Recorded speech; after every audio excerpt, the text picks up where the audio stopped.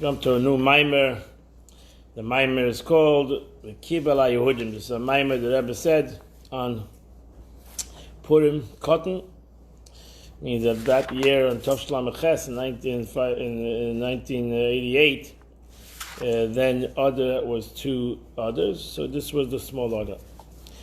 So the Rabbi said a Maamar based on a pasuk in the Megillah. The Rabbi said it's 1978. It's based on a pasuk in Megillah. The Maamar is a Frierdiker Rebbe, which he said in 1927. It says after Haman was hanged, the Jewish people defeated their enemies. The Megillah says, Vekiblu Hayehudim asher achelu lasis. The Jews took upon themselves what they have started to do. So these are the words. These are the whole Maamar. Vekiblu Hayehudim asher achelu lasis.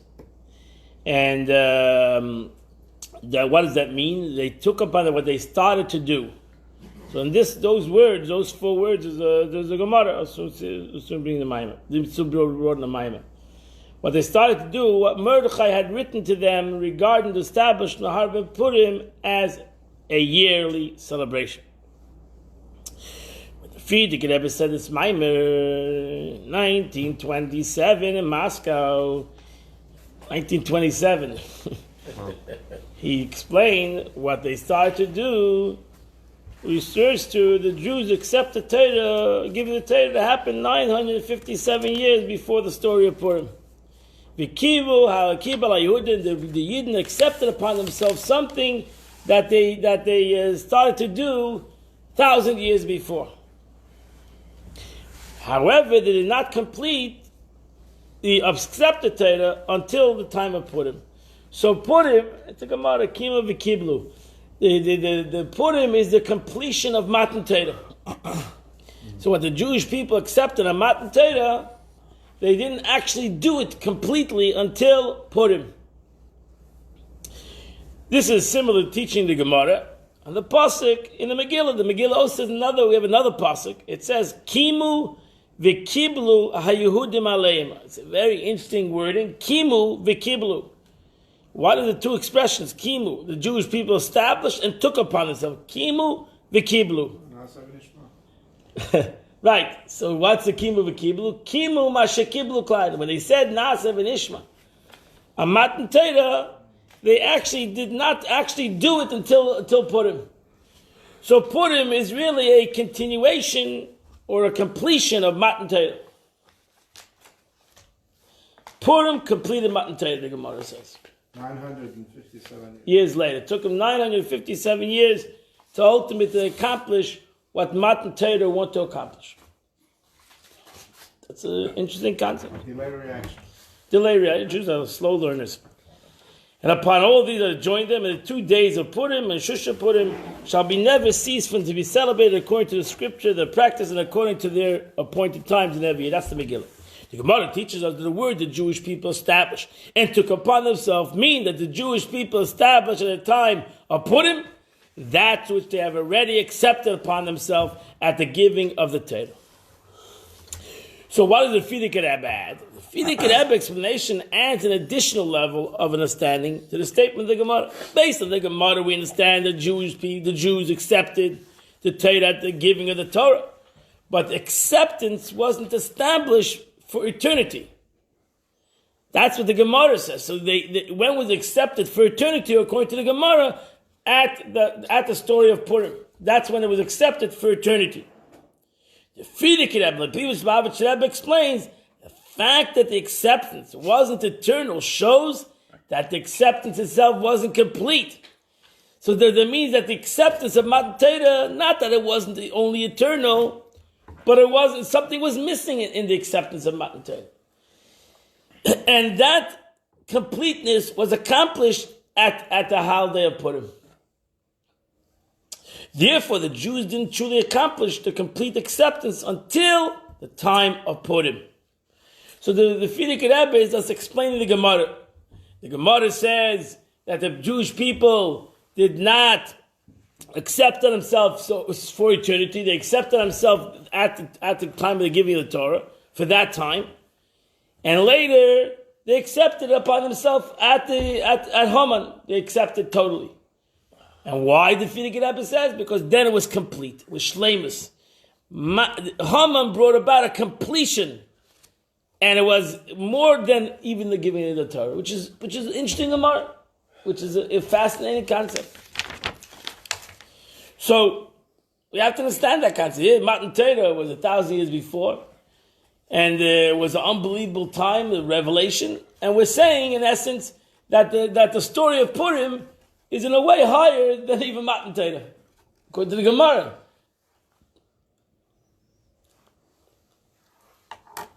How is it not established for eternity? It means that the Jewish people took it upon themselves, but not per se their children. Even though they took it upon their children and grandchildren, but it was not eternalized. There was not something was missing.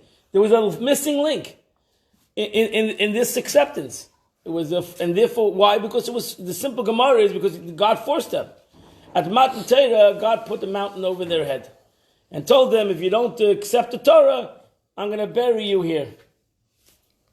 Yeah, I have another one, but it's just not staples, so that's the only difference. Okay? It's easier now. Oh, okay. I don't know, the staple machines didn't staple it. So the Rebbe now refers to the question from the Frierdiker Rebbe's Maamar, initially focusing on the fact that the word in the Frierdiker Rebbe used. The common phrase of Chassidus that Chassidus uses when asking a question in a Maamar, we don't understand. However, when the Frierdiker Rebbe asks this question, he used the phrase "L'chayra hu davar nifla." It seems inconceivable. See, the Rebbe was medayik in every word that the Frierdiker Rebbe said. So he said the question itself, the way the Frierdiker Rebbe asked the question, like I said, it's a pella, it's a wondrous thing. It's an interesting thing. It doesn't make sense if you think about it. To compare the story, even though we're celebrating the unbelievable celebration of saving the Jewish nation, but how are you comparing it to Matan Torah? Matan Torah was something that happened once and it never happened again. It was a relation of all the Jews. How are you putting two together? So it's not like a question to Frierdiker Rebbe. It's not a question. It's phenomenal. It's a phenomenal to be able to put the two together. It sounds inconceivable. So it seems inconceivable that the Jewish people were able to accomplish a spiritual task of accepting the Torah at a time of Purim, which they weren't able to accomplish at the time of giving the Torah.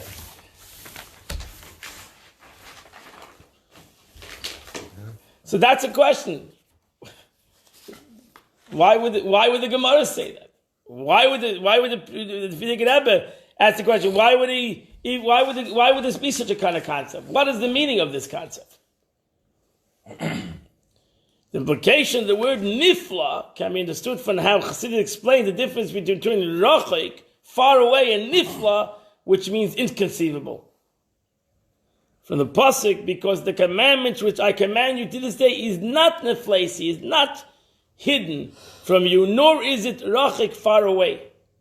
The term far away implies that two things are being contrasted are on the same relative scale, but are not close to one another.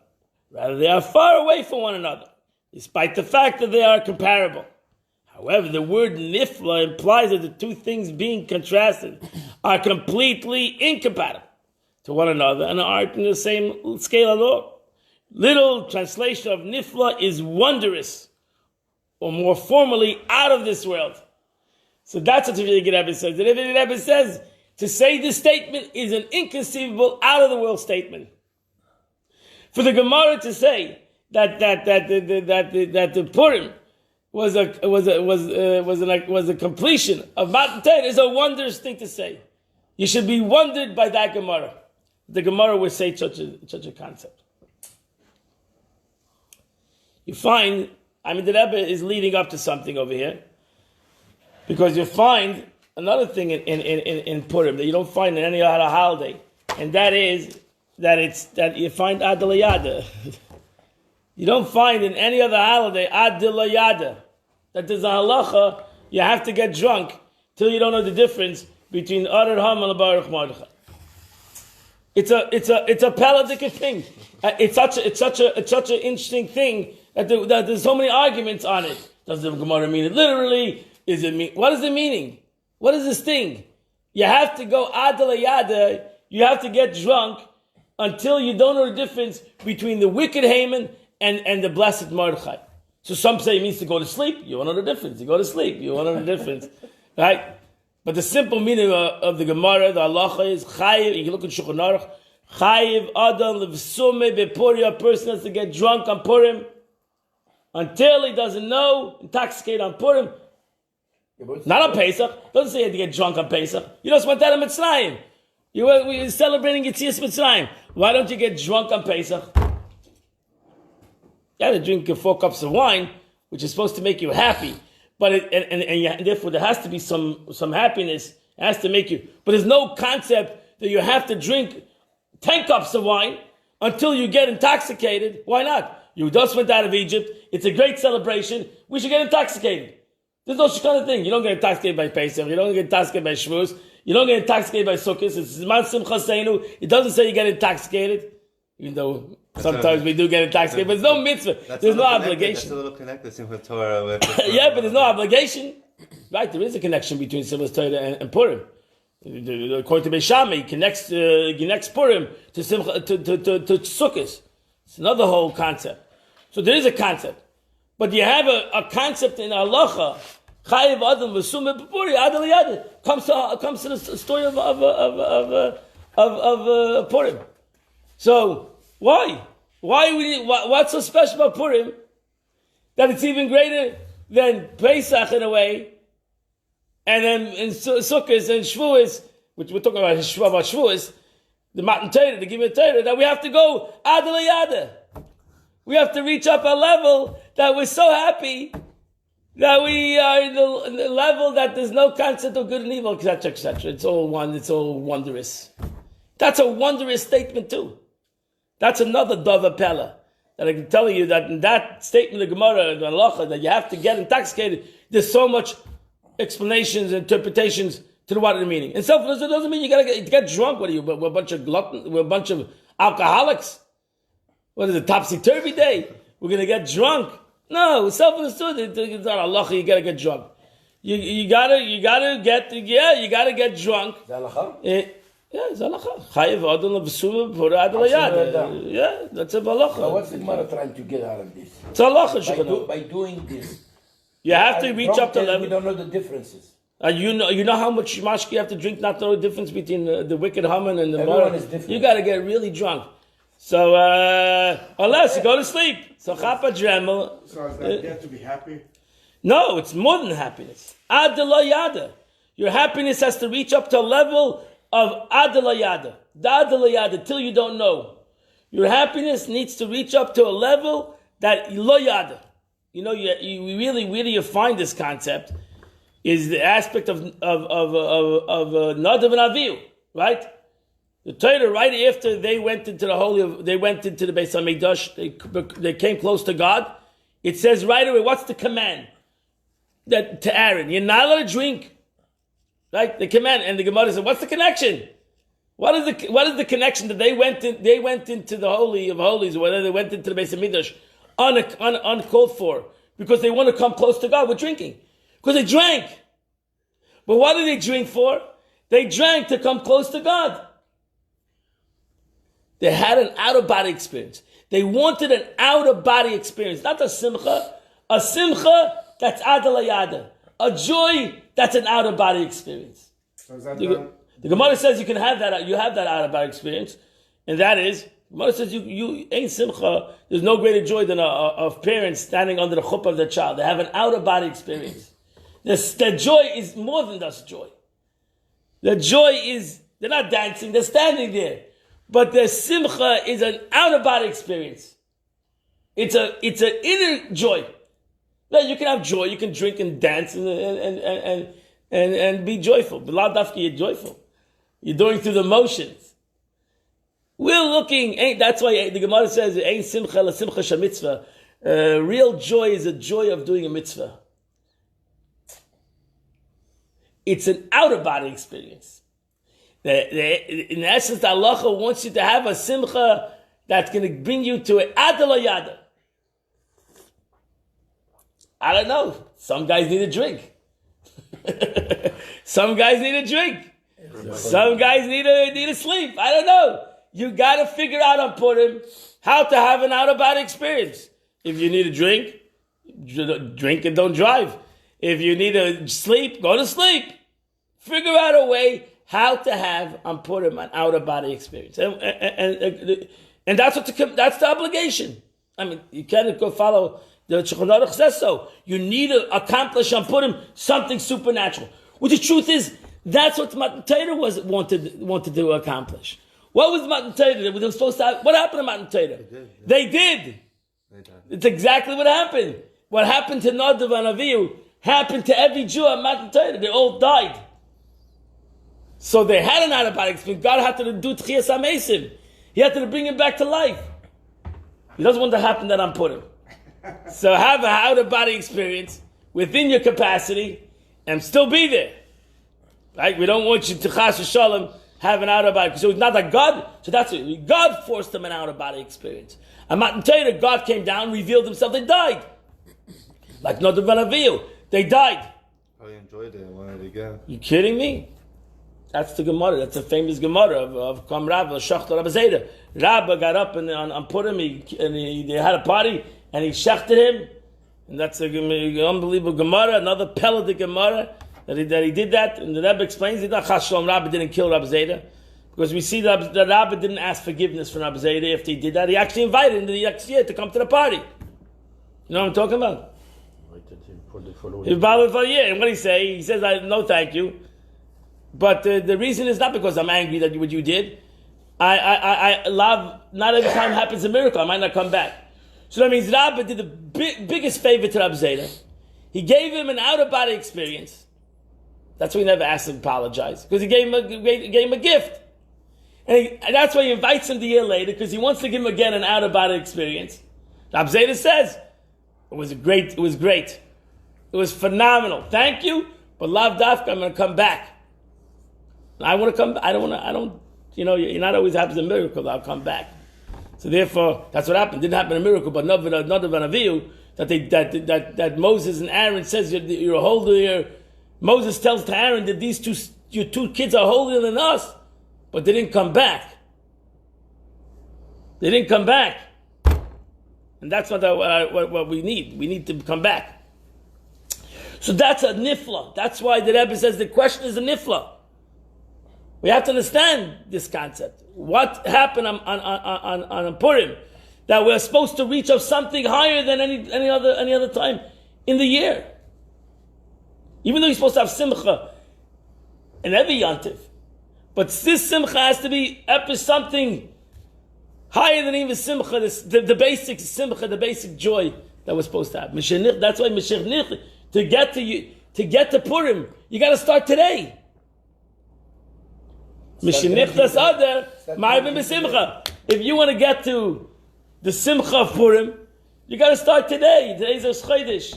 We need to start today to be happy, because in Mir Hashem we're leading up to real happiness. If you're gonna wait for that day, you're not gonna get up to that. You're not gonna have real happiness.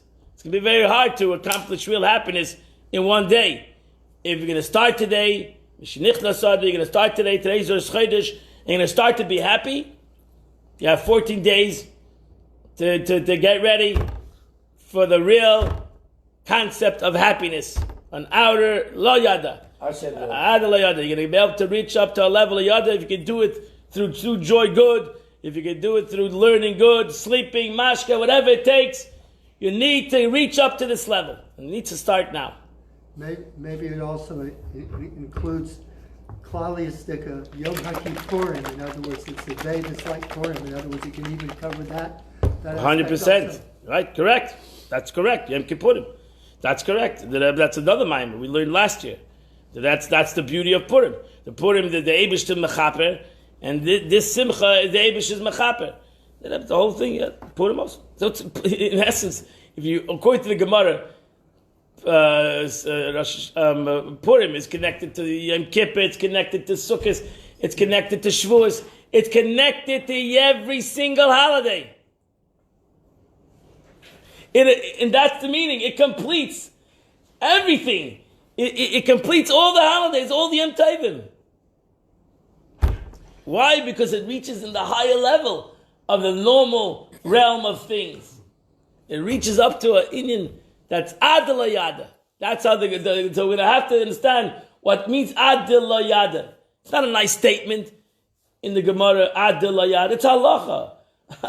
Adalayada is a halacha. It's a Jewish law. Chayiv Adam V'sumev V'puri Adalayada. You have to know what that halacha is. If Jewish law tells you have to come to Adalayada, you have to know what that means. I have to, what do I do to come to Adalayada? Till I don't know the difference. How do I accomplish that? Or it doesn't mean anything to me. Rabbi, I have a problem with that. When a person drinks, you never know the reaction. And sometimes it does touch the Chilul Hashem, when you reach a certain point. No, therefore, the Shulchan Aruch is not talking to that guy. The Shulchan Aruch is not talking to that guy. We don't know. So then go to sleep. Then do it in a different way. Do it in a different way. You gotta. I agree with you. The Shulchan Aruch doesn't mean to get drunk and act like an animal. Shulchan Aruch meant that you should get drunk and reveal your side, to reveal your essence. And if you cannot, Mashka will accomplish two things, one or the other. Either it will reveal your holiness, or reveal your animalisticness. Now, if it's going to reveal your animal, you better don't drink. So what's your side? If your side is your animal, then don't drink. You don't want to reveal your animal. If your side is your godly soul, then you should.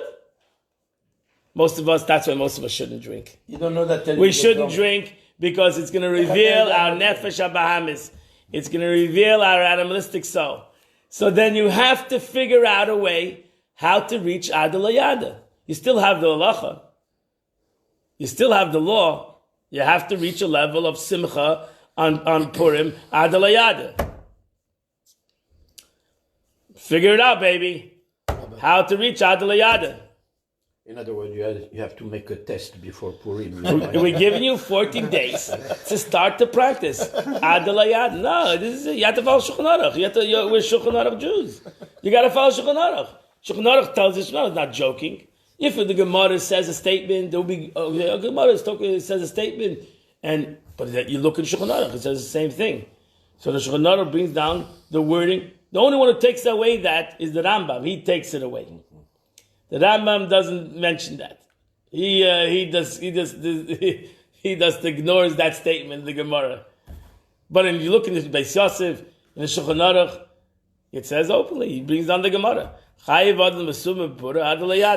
A person's obligated to become intoxicated on Purim until he doesn't know the difference between Or and Haram Baruch Mordechai. Rabbi, that's it. If it's so important for Purim, it's like Yom Kippur. Why it's not Yom Tov? Oh, very good question. It is a Yontiv. You look in the Megillah, it says it's a Yontiv. You look in the Megillah, it says it says openly Yontiv. It's a Yontiv. It is a Yontiv, but it's a hidden Yontiv. It's a hidden Yontiv. It's such a Yontiv that it never will be bottled. The Gemara says it's such a Yontiv that it will never be nullified. Purim will be. Even Pesach and the Sukkot and these things will take a second tier in the days of Mashiach, but not Purim. We're going to still do the Purim like we do in the first tier, for whatever that means, in the first level. It's all Hester, like the name Esther, right? Which Correct. is hidden and concealed. So the Rebbe says, Nifla. The Rebbe goes into the word Nifla. Nifla. It's something that is wonderful. The Rebbe explains the creation of Nifla in its spiritual terms. The term Pella, form of the word Nifla, Pella. It's a Pella. Miracle. It's a Pella. It's a word, a wonder. Out of the ordinary. Right. So what is something that's a Pella? Something that's a Pella. So you have in Kabbalah, everything has the Esesfiris. The highest level of the Esesfiris is Chachma. Right? That's the most famous soccer player. Yeah. Pele. Oh, Pella. Yeah, he's a Israelis guy, we're watching him play, and they saw Hine Pela. Okay. So you have the highest level of the Sfiris is Chachma, is wisdom. Right? Wisdom is the highest level of all the Sfiris, of all the manifestation of godliness. Why? Because even if Chachma is Mikayach Ma, Chachma stands for what is it? It's a concept of something that's out there, but still connected to a concept, wisdom. Then what's L'mayla Malach Chachma? What is above Chachma? Above Chachma is Keser. Keser is the crown that goes above the head. That's the Pella. That is the wonder. Keser is Pella, is wondrous. Why? Because Keser is connected to the head, but at the same time it's above the head. That's why within Keser, Chassidus explains, it has within it something within it that's above and below. So in essence, it has, in our simple terms, it has the yada and the lo yada. Chachma is yada. Chachma has with everything that you second say it's wisdom, it's known. Keser has within it the known and the unknown. Inside, outside? It has within it the unknown, things that are understandable, and it has within it things that are above understanding. Things that are above comprehension. That's why you have Keser Torah. What's Keser Torah? The crown of Torah. There's a lot of above Ksarim, there are 4 crowns. One of the crowns is Keser Torah. Everybody learns the pasuk in Chumash has a Keser Torah. Now you have Chochmas HaTorah, maybe you have the wisdom of Torah. Keser Torah is when you comprehend the Torah, when the Torah becomes a crown for you. That means you comprehend the Torah in a way that those things that are comprehensible and those that are even not comprehensible. The beauty of understanding the Torah is lahavin davim mitep davim. You learn Gemara. What's the beauty of Gemara? Learn Gemara. If you learn Gemara, you'll understand the beauty of Gemara is that these sages had the capability to learn one thing from the other. You didn't have to explain everything word for word that everybody can do. The wisdom of these sages was lahavin davim mitep to understand B from A. B is not said in A. It doesn't say B in A. But if you have the capability to see the hidden thing in A, then you have the capability to bring out B. And maybe AB can bring out C. And maybe ABC can bring out D. And it never ends. Lahavin davim mitech davim. To understand something from something else. That means everything has within it itself. The pasuk, and then it has with what the pasuk alludes to. The Soida pasuk. That's Keser Torah. You understand? That's L'chadish b'Torah. That's what it means to be Mechadish in Torah. To bring about something new. Everybody can say the pasuk. I don't need you to say the pasuk. I can read the pasuk myself. I need you to tell me something in the pasuk I don't see.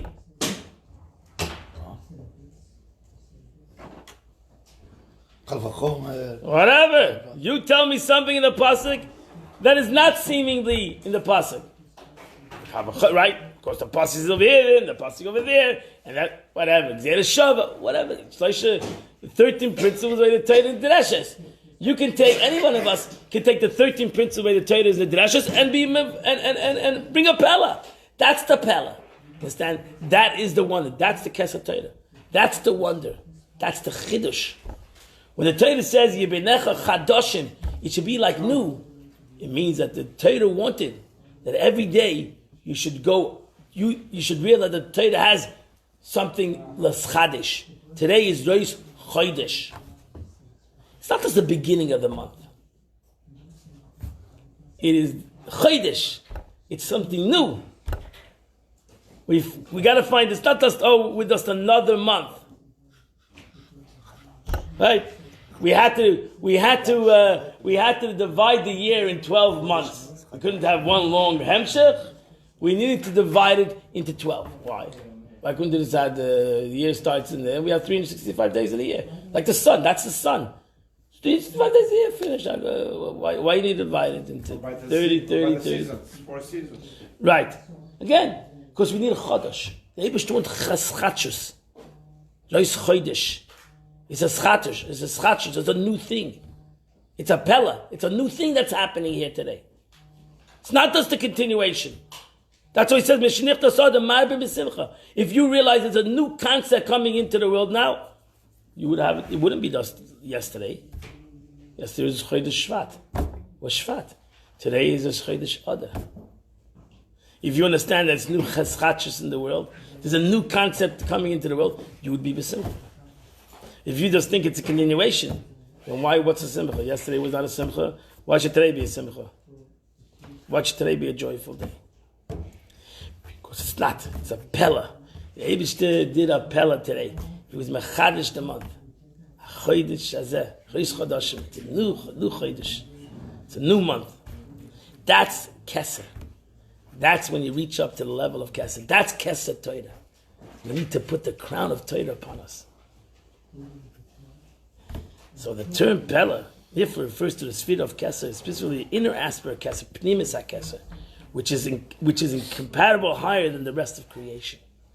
These explanations of the term nifla stresses the strength of the Frierdiker Rebbe's question regarding this pasuk. The Rebbe now explains why the question is so powerful by contrasting to the state of the Jews at the time of Purim and the state of the Jews at the time of the giving of the Torah. So now, understanding that, it's a pella. Now you understand what it means. You understand in general, when the Gemara asks a question, there's two ways of asking a question. You can ask a question in a simple way. A says, how is it possible to be A? Or you can say, wow, that's a wondrous statement. That's like a wondrous issue. How did we say such a halacha? How do we have such a concept in halacha? And that's really the question the Frierdiker Rebbe asks. The Frierdiker Rebbe says the statement of the Gemara is a pella. It's a wondrous statement. You need to take it, and if you understand the wondrous statement, you'll understand the chiddush. If we understand the wondrous statement of the Gemara of what Purim wanted to bring to the world, you'll understand the chiddush, you'll understand the keser, the lo yada. That's why in Purim it's lo yada. You'll go into the lo yada, what you don't know. Not only what you know, but even what we don't know. And that's why, by understanding the question, we're going to come to the answer of what is the lo yada. Let's continue. At the time they gave the Torah, the Jews were on an extremely high level. As a result of the exodus from Mitzrayim, right, in the splitting of the sea, each individual Jew, as well as the entire Jewish people as a whole, was elevated to a very high spiritual level, right? And we all know that.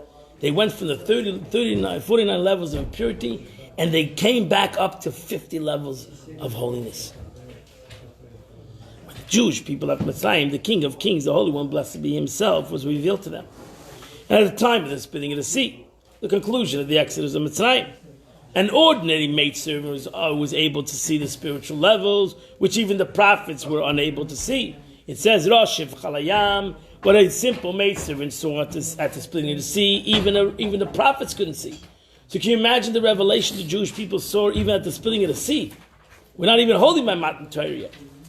This demonstrates the exalted spiritual level even for the most ordinary Jew, even before the time of the Giving of Torah. Most of us make a mistake, and we say that the Jewish people left Mitzrayim were a bunch of slaves. Were a bunch of slaves. Today. But that's not true. The Gemara says there were Dordei. There were a generation of great minds. A generation of slaves would not be able to handle all the miracles that happened to them. Understand? It would be too overbearing. If they were the simple, ignorant people, all these things would have blown their mind away. How do they have the capability to handle all these miracles? You think many people say, oh, we like to see miracles. It'll blow your mind away. It's crazy. You'll go crazy. You're not going to be able to handle it. It's great to say I want a miracle, but you got to be ready for a miracle. The Jewish people at that time had miracle after miracle after miracle, revelation after revelation after revelation, and they still complained. That showed you how strong of a mind they had. That showed you what kind of minds of people they had. They were not just a bunch of ignorant slaves leaving Egypt. When they have time, when they had time to study, when they No, not that they're studying, they had the capability of mind. That's the point. It's not a point of they didn't study it, but they had the capability to study. They had the capability to handle revelations. They were not just a bunch of ignorant, stupid people. You know, I mean, that they had Moshe Rabbeinu and Aaron and 70. These were great people. So they themselves were great people.